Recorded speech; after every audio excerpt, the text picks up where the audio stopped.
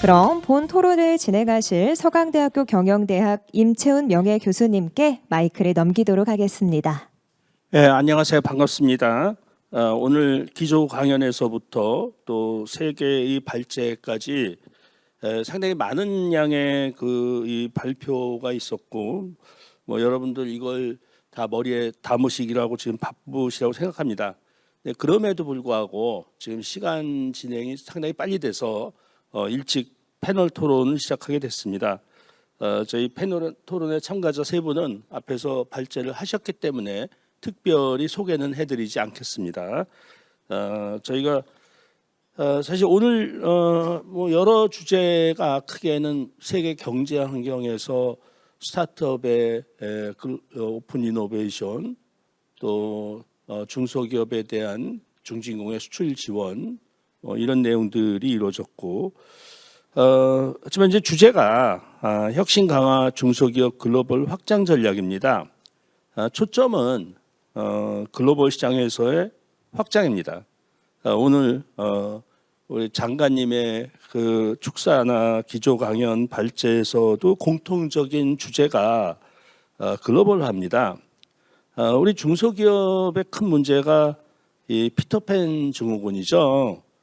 성장을 못한다 하는 건데, 이 성장 정체의 늪을 탈출하고 성장 사다리를 올라타려면 글로벌 시장에 나가야 됩니다. 그건 명확하게 당연합니다. 근데 항상 이 중소기업 글로벌화라는 게 뭐 새로운 주제가 아니지 않습니까? 이게 오랫동안 얘기가 됐던 거예요. 오랫동안요.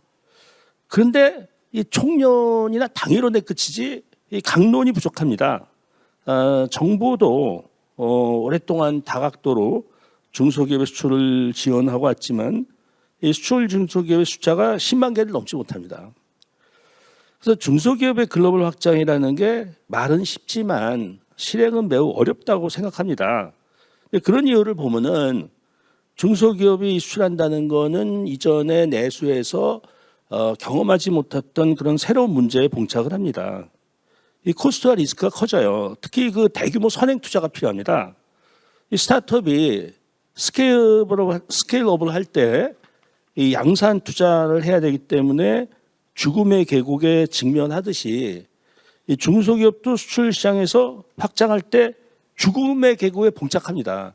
그러니까 처음 해갖고 소량으로 하면 괜찮은데 이걸 이제 물량을 대량으로 하고 규모를 키우면 선행 투자를 해야 돼요.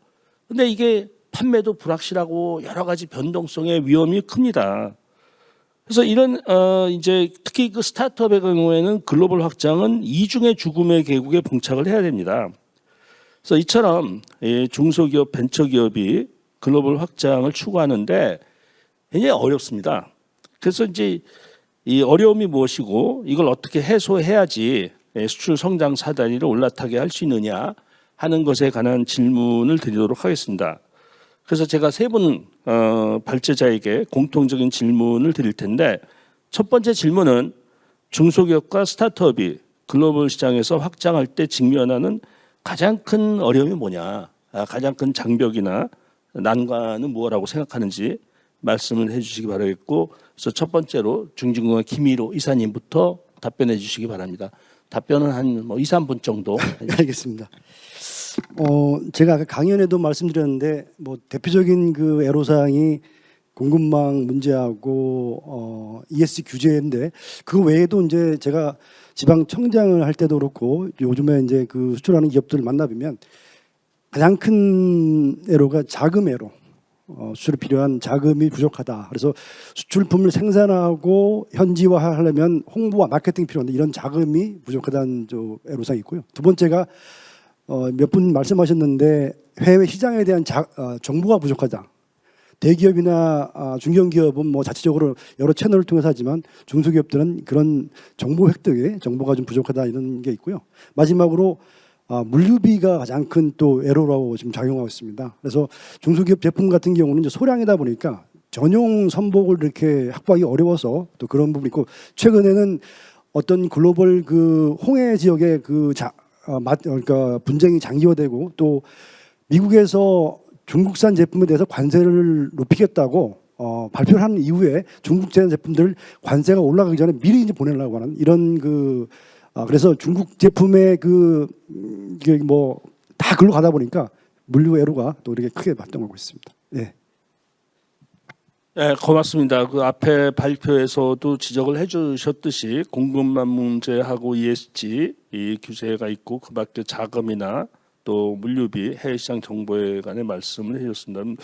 대부분 이제 좀 그 외부 환경적인 요인이나 또는 뭐 자금 이런 부분에 관해 말씀을 해주셨고 그 다음에 추문갑 이사님 어떤 어려움이 있습니까? 중소기업. 저도 이제 해외 저희 중소기업 중앙회에서 그 업종별 중소기업들이 이제 모여서 해외 전시회를 나가게 되면 저희들이 해외 전시회 비용의 한 70%를 지원해 주는 게 있습니다. 그래서 저도 이게 해외 전시회를 나가보고 이제 그분들을 많이 받아보면 가장 큰 애로사항이 가장 중요한 부분이 뭐 자금도 중요하지만은 바이어가 있어야 될 거 아닙니까? 결국은 판로 문제인데 정말 이게 실구매력이 있는 바이어를 어떻게 찾아낼 것이냐 이 부분이 가장 큰 애로사항 같고요. 그리고 또 하나의 문제는 중소기업들이 이 물건을 정말 판매를 했을 때 바이어를 찾았는데 이게 진성 바이어인지 사실은 떼일 수도 있는 거거든요. 그래서 현지에 있는 사기를 당할 수도 있고 그래서 그런 법률 정보라든지 이런 시장 정보에 대한 문제 그다음에 이제 수출을 하려면 이 대기업들은 전문 인력이 많이 있고 그다음에 해외 네트워크가 있는데 중소기업들은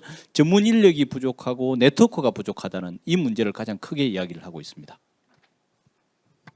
예, 그 역시 이제 현장의 중소기업의 애로를 들으신 것 같아요. 이게 사실 아까 발표에서도 보면 우리나라 중소기업의 이 판로 문제 주로 그 기업에게 대한 거고 납품 단가 문제가 나오는데 이제 해외에 가면은 과연 그 실구매력 있는 바이어를 찾을 수 있냐? 그리고 또 해외에서의 경쟁은 더 치열하지 않습니까? 가격 경쟁 굉장히 치열하죠. 보면 그래서 대부분의 중소기업들이 수출을 하더라도 이 채산성 문제 이런 것들이 있고 그다음에 전문 인력이나 네트워크 저도 이전에 그 수출 중소기업 얘기 들어보면 이제 해외 가서 바이오는 상담하면 사장님이 직접 가야 돼요. 사장님이. 근데 사장님이 바쁘니까 못 가면은 누가 대신 가느냐.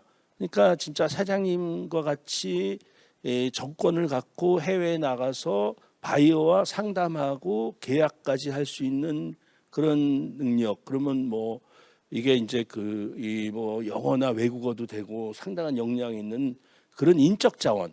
이게 사실 중소기업의 문제를 보면 제가 이제 여러 그 벤처기업 중소기업 문제 보면 사실은 인력 문제가 굉장히 심각하더라고요. 근데 그런 그 글로벌의 우수한 인재에 대한 부분도 많이 얘기가 되는 것 같습니다. 그다음에 세 번째로 전화성 회장님 스타트업은 어떤 어려움이 있어요? 보면 더 어려움이 많을 것 같은데요. 네.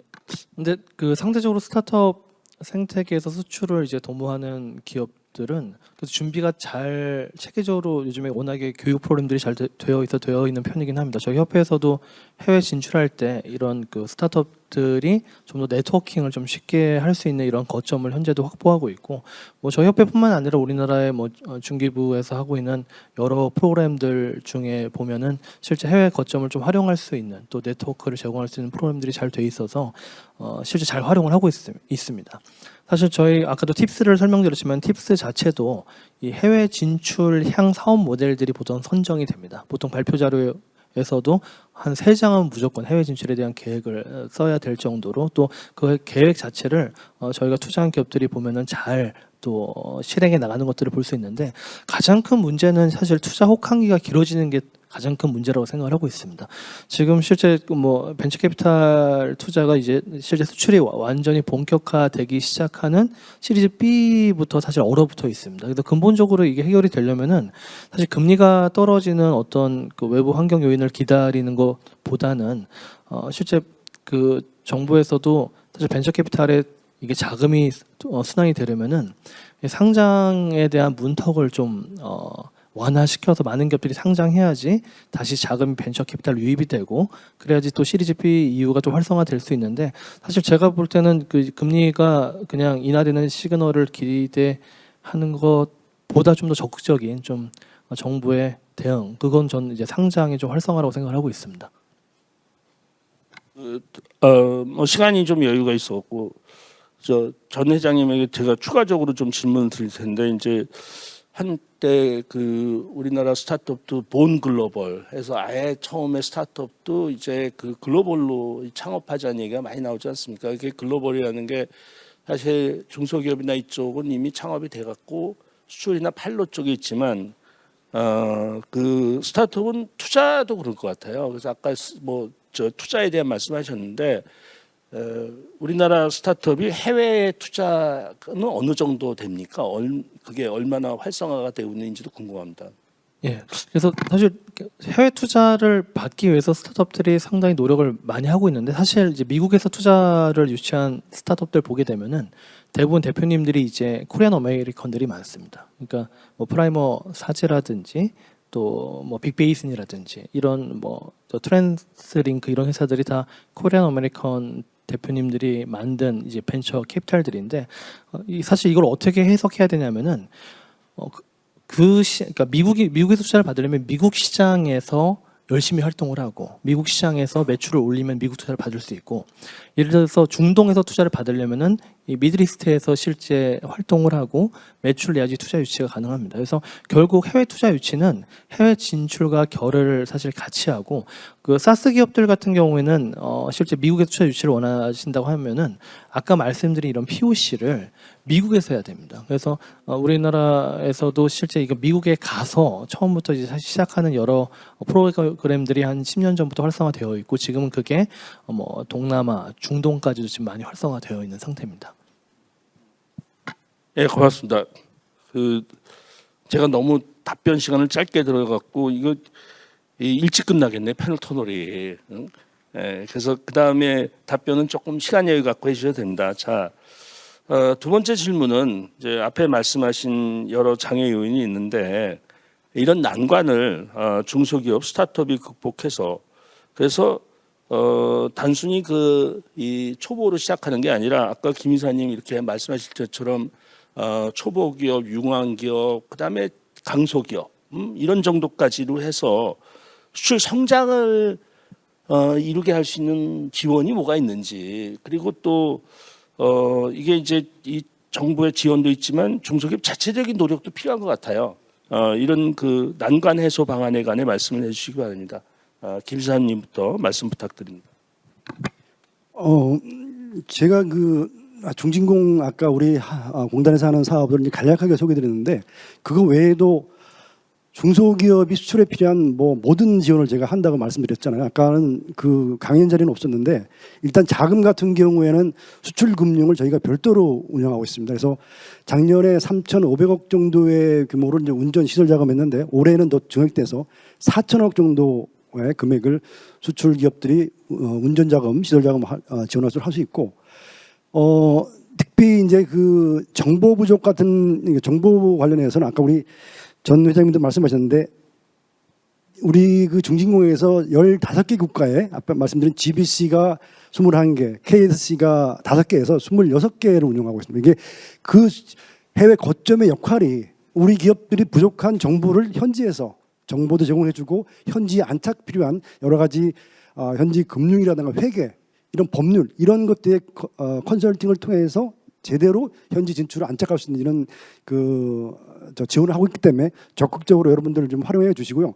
특히 아까 그 오영주 장관님께서 이제 강조를 하셨는데 이제는 인바운드, 아웃바운드만 수출이 아니고 인바운드에서 종합적으로 우리가 또 현지에서도 KSC 통해서 수출 우리 그 스타트업들이 현지에서 창업을 할 수 있고 거기에서 사업화할 수 있도록 앞으로는 KSC 코리아 스타트업 센터를 대폭 확대해 나갈 겁니다. 그래서 현재는 5개 국가에 5개만 있는데 지금은 우리 중진공에서 이렇게 총괄하고 있지만 앞으로 중기부의 산하 공공기관들 창업 지원하는 창업진흥원, R&D를 지원하는 기술정보진흥원, 또 보증을 해주는 기술보증기금, 그다음에 벤처 투자를 해주는 벤처캐피탈, 한국벤처투자 이런 데가 공동으로 같이 현지에 진출해서 우리 중진공이 총괄하고 같이 종합적으로 외국 현지에서도 스타트업들이 거기서 성장할 수 있도록 지원을 확대해 나가도록 그렇게 중기부에서 지금 정책 방향을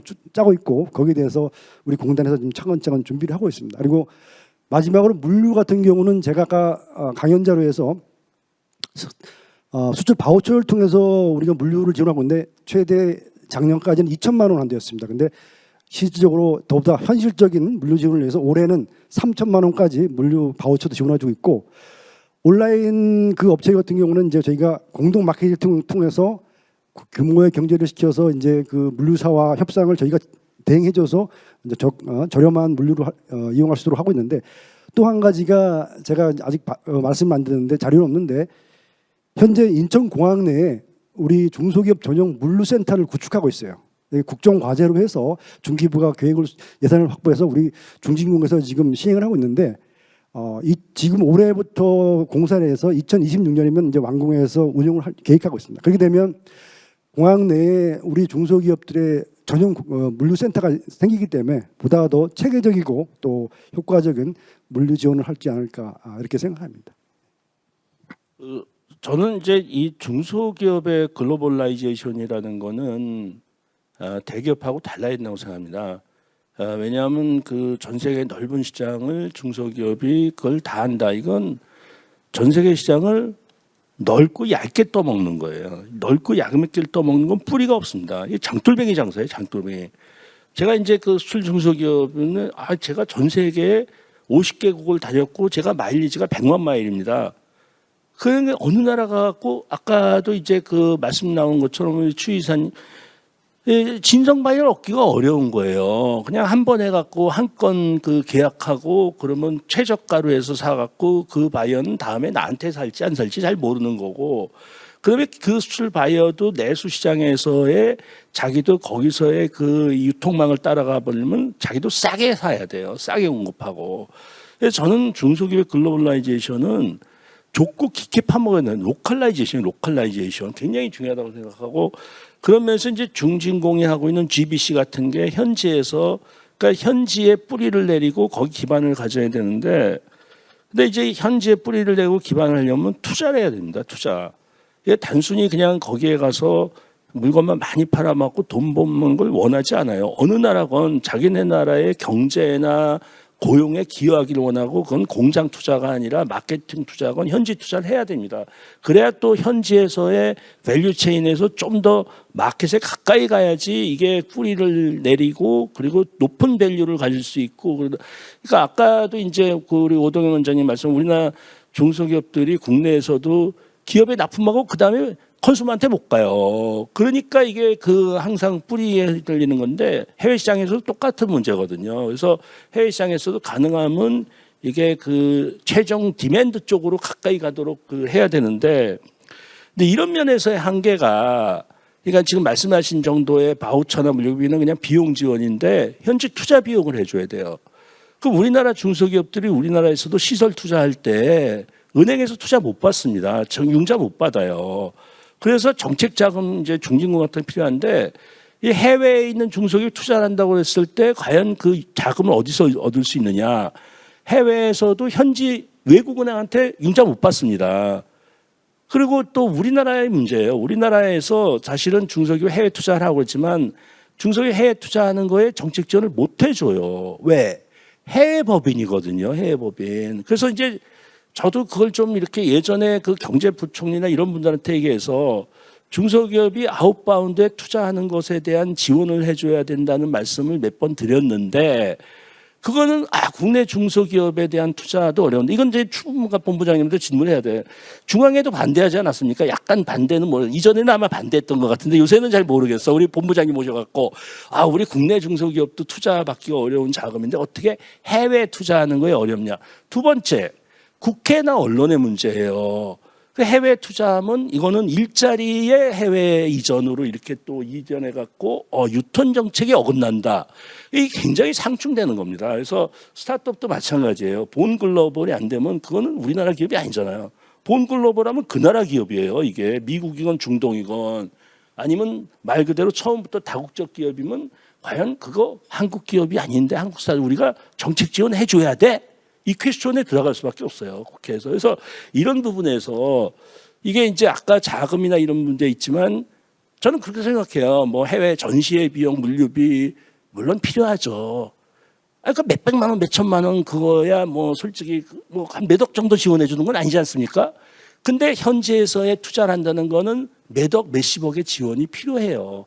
근데 그건 현지 금융도 안 되고 우리 정책 금융도 안 되고, 그래서 이전에 이제 이 기업은행이 예를 들어서 베트남 얘기하는데 베트남에 있는 현지 자기네 이제 지점이 있고 그러면 신한은행도 있고 온랜딩 방식으로 해갖고 주문은 그걸 현지에서 현지 투자한 우리나라 중소기업의 시설 투자로 해주는 건데 그것도 끊겼어요. 안 돼갖고. 그래서 사실 이런 좀 더 우리가 그냥 표면적으로 해갖고의 장돌뱅이 가는 뭐 장돌뱅이라고 제가 죄송합니다. 얘기를. 근데 그런 식의 단편적인 지원이 아니라 좁고 깊게 현지화할 수 있는 게 그런 게 되고 그다음에 한나라 시장에서의 베트남의 기반을 가지면 그다음에 인적구가 태고로 해갖고 이거 우리가 징검다리 가듯이 하나하나 이렇게 거점 확보하는 방향으로 가는 게 어떤가 하는 생각이 드는데 그래서 이제 우리 총무관본부 추가적으로 이제 하실 말씀을 하세요. 우리 김일호 이사님. 그래서 아니 중진공엔 저도 잘 알아요. 제가 중진공에도 근무해봤고 중진공 아는데. 이사장님을 오래 하셔서 한 3년 했습니다. 오래 한 건 아니고 오래 전에 해서. 근데 저도 중진공에서 출연할 그게 제일 아쉬워요. 그래서 저도 이제 아까 말씀드린 것처럼 진짜 현지에 뿌리는 현지의 중소기업의 로컬라이전 인베스트먼트를 하자고 그래갖고 그 당시에 뭐 국회건 또는 기재부건 얘기를 많이 했는데 기재부도 그 당시에 그 부총리 하신 분도 공감하는데 그 국회에서 어려울걸요 이런 얘기를 합니다. 근데 나는 우리 김 이사님이 경험이 많으시고 네, 네. 중국에 가서 그런 거 좀 실현해 줬으면 좋겠어요. 제가 그거 답변을 드렸는데 지금 바로 지적하신 이런 사항에 대해서 중기부가 계속 고민해왔고 국회에서 논의도 하고 지금 관련 부처하고 논의해서 일단 여러분들이 말씀하셨는데 글로벌화의 개념을 우리가 인바운드, 아웃바운드에서 던짓하자. 그리고 해외에서 창업한 기업은 어차피 법인이 해외 법인인데 국내 정치자금 지원 되냐 이런 부분들 논의를 통해서 앞으로 법을 개정해서 해외 우리 기업들이 국내와 연결이 돼 있고 해외 법인이라도 국내와 생산 라인이라든가 여러 가지 연결돼 있으면 정책자금 지원을 할 수 있도록 지금 중기부에서 법안 개정을 지금 하고 있고요. 거기에 맞춰서 저희 중진공 같은 경우는 지금 GBC하고 KS 운영하는데 현재 진출해 있는 기업에 대해서 자금 수요가 있으면 GBC에 나가 있는 소장이나 이런 분들이 그 자금에 대한 어떤 심사를 해서 타당하면 국내 각 지역 본부에서 지원해 줄 수 있는 이런 시스템도 하고 있고요. 또 하나가 아까 우리 오 장관님 말씀하셨는데 중소기업 글로벌화 원팀 협의체를 구성했습니다. 거기에는 우리 중기부 산하의 5개 공공기관들 그리고 지금 중기 중앙회를 포함한 벤처협회 등 벤처협회 대표들 그다음에 지금 말씀하신 우리 정책자금 말고 시중의 주요 큰 기업 은행들 우리은행이라든가 국민은행 그리고 또 법무법인과 회계법인에서 전체 24개의 기관들이 참여해서 우리 장관님 오셔서 지난달에 중소기업 글로벌화 지원 원팀 협의체를 구성했습니다. 이는 그러면 지금 현재 나가 있는 우리 글로벌 GBC나 KS에서 현지에서 애로사항이라든가 수요가 되면 그거를 국내 원팀 협의체로 보내주면 저희가 각 기관 공공기관에서는 애로사항을 해결해주고 또 필요하면 금융기관 연결해서 민간 전문기관의 전문성을 활용해서 지원해 줄 수 있도록 이렇게 운영하기 때문에 하여튼 차근차근 하나씩 지금 지적하신 이런 내용들에 대해서 우리가 당장은 아니지만 하나씩 해결해 나가고 있다 이렇게 좀 말씀드리겠습니다. 고맙습니다. 저는 그래서 우리가 이제 해외 나가는 게 이게 사실은 경제 영토 확장하는 거거든요. 근데 그런 거를 멈추고 저는 제일 바보 같은 게 유턴이라고 생각해요. 유턴하는 거는 사실은 철수하는 거고 축소하는 겁니다. 그 나라 시장에서 잘 되는 게 유턴하는 거 봤습니까? 거기서 다 어려우니까 어려우면 다른 제3국가 건 하는 거지 유턴하는 거는 이미 안 되는 거예요. 그리고 유턴하고 우리가 할 수 있는 여건이 안 되거든요. 제가 잘 보니까 우리나라가 왜 그러냐 제국을 한 경험이 없는 거예요. 이게 제국을 해서 어디 식민지를 구축해 갖고 그걸 우리 영토로 만드는 그래서 사실 이제 지금은 그런 정치적인 식민지가 어렵죠. 저는 우리가 현지 투자하는 게 이게 사실은 경제 영토 확장하는 거고 경제 식민지 만드는 건데 좀 더 우리도 발상의 전환하는 게 필요하다고 생각하고 사실 이런 입장에서 우리 중소기업 중앙회에도 굉장히 좀 패러다임 전환이 필요한 것 같은데 우리 추문갑 이사님 어떻게 생각하십니까? 우선 아까 이제 해명을 좀 해드리면 과거에 이제 정부의 예산이라는 게 한정된 예산이지 않습니까? 그래서 이제 수출의 신경보다는 대부분의 아까 19개 이상의 중소기업들이 이제 내수, 그다음에 B2B 거래가 이제 그 굉장히 다수고, 그래서 이 대중소기업 간의 공정한 거래 문제, 그다음에 이제 내수 중소기업, 영세한 기업들 위주로 지원해주고, 그다음에 이제 중소기업이 해외에서 현지 법인을 만들어서 투자할 경우에는 그 정도는 어느 정도 여력이 있기 때문에 정부 정책 지원 대상이 안 됐습니다. 근데 지금 우리 사회가 이제 아까 저출산 고령화, 국내 시장만으로는 한계가 있습니다. 그래서 해외로 적극적으로 나가야 되고, 그래서 지금은 그 임채훈 교수님께서 지적하신 대로 중소기업들이 해외에서 현지 법인을 만들었을 때도 정책 자금을 지원해줘야 된다고 저희 중소기업계에서 다시 이야기를 하고 있고요.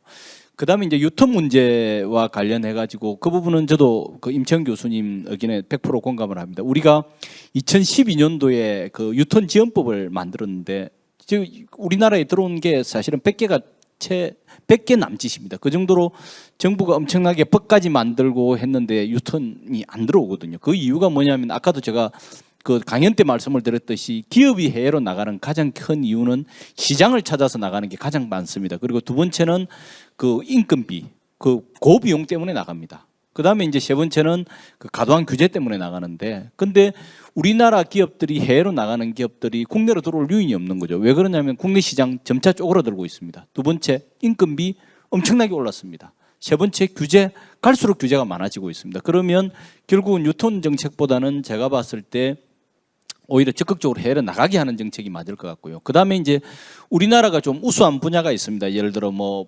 반도체라든지 그다음에 2차 전지라든지 이런 첨단 분야에서 필요로 하는 부분은 해외 유치를 적극적으로 유치를 하는 게 오히려 더 맞지 않느냐는 생각이 들고요. 그다음에 이제 본론으로 들어가서 이제 그 중소기업들 수출 지원을 위해서 어떻게 해야 되냐.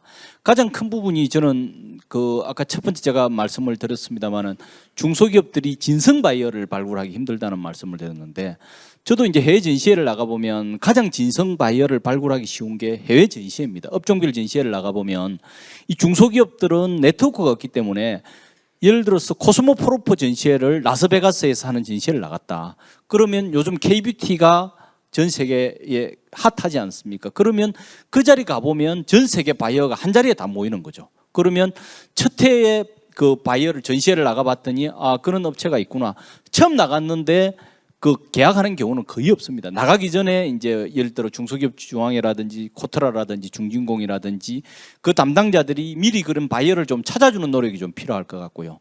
그 다음에 이제 그 나갔을 때 그 해외 바이어들이 어떻게 계약을 하냐면 첫 번째는 그냥 쳐다만 봅니다. 이 제품 믿을 수도 없고 중소기업 제품을.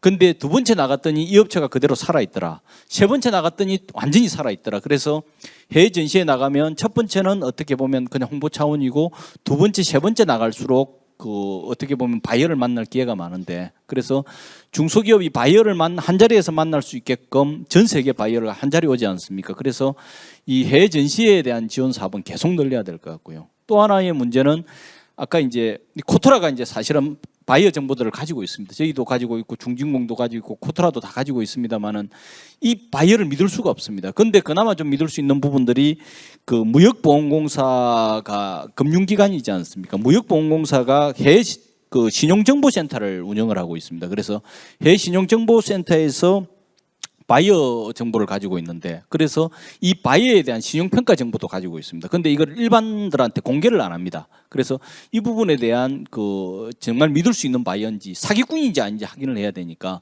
무역보험공사가 가지고 있는 이 바이어에 대한 금융 정보를 좀 일반 수출 기업들한테 공개할 수 있었으면 좋을 것 같고요. 또 하나는 아까 이제 자금 문제, 우리 그 중진공의 김일호 이사님께서 말씀을 주셨는데, 자금 문제, 정부의 정책 자금도 좋지만은 또 하나는 그 외국으로부터 수출을 하고 나서 외상으로 받는 경우도 많습니다. 그러면 우리나라 같은 경우에는 외상 매출 패토링 제도라는 게 있어가지고 그 신용보증기금이라든지 중진공에서 지원을 해주는데, 해외에서 자금을 외상으로 가져오면 지금 해주는 데가 수출은행밖에 없습니다. 근데 수출은행은 대부분이 중견이나 대기업이 이용을 하거든요. 그러면 중소기업들이 가장 많이 이용하는 데가 무역보험공사입니다. 보통 19은 무역보험공사를 이용을 하는데 수출기업들이 무역보험공사에서도 수출 팩토링 제도를 좀 허용을 해서 경쟁체제로 좀 만들어주면 좋지 않겠나는 생각이 들고요.